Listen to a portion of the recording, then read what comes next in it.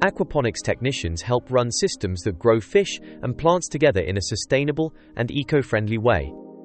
In aquaponics, waste from the fish provides nutrients for the plants, and the plants help clean the water for the fish.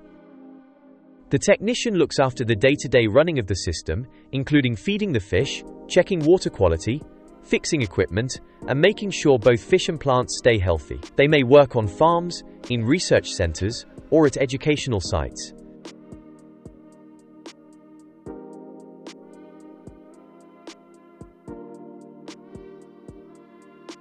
Someone starting out might earn around £18,000 to £23,000 a year. With more experience and technical knowledge, this can rise to £25,000 to £30,000. In senior or management roles, or in larger commercial farms, salaries may be higher, especially if the technician also helps design or improve the system.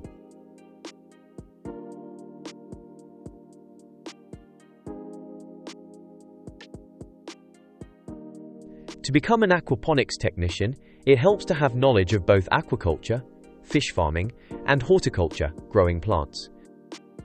Some people take college courses in agriculture, environmental science, or aquaculture.